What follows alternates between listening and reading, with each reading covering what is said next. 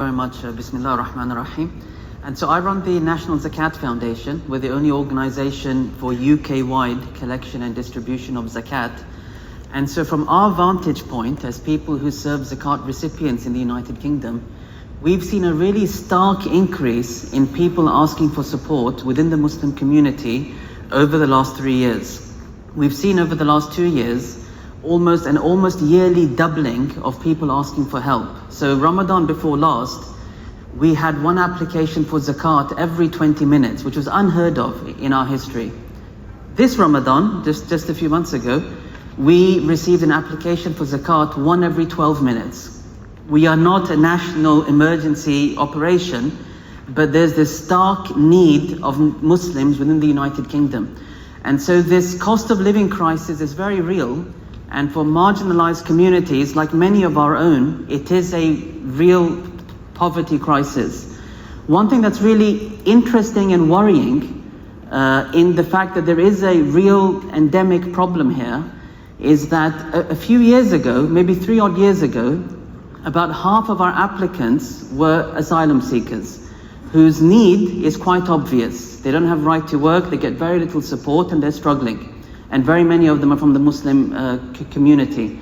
But at this current moment in time, about almost 80% of people asking for help are UK citizens. People who have right to work, they have access to benefits, and they can't get by. Why can't they get by? Because in a normal household that's struggling, and think of inflation, food inflation is closer to 20%, rents are going up almost 50% in some parts of London, for example. All you need to do is become sick. One person in a couple becomes sick, the other couple becomes a carer.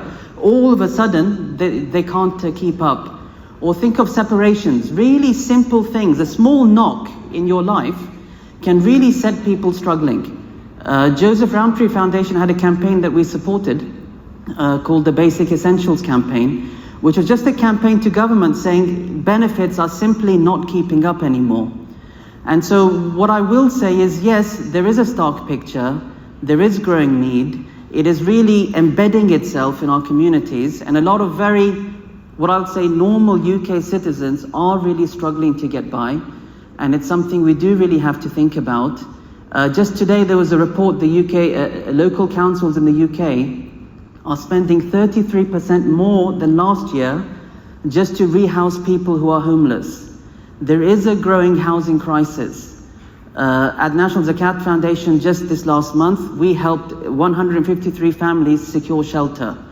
And so there is a crisis, it's in our communities, it's very real, and the solution has to come partly from us and very much driven by our faith. And so one last thing I'll do, and I'll pass it right back, is that despite the fact that we've seen such a rise in people who are struggling, we have also seen a rise in people helping now.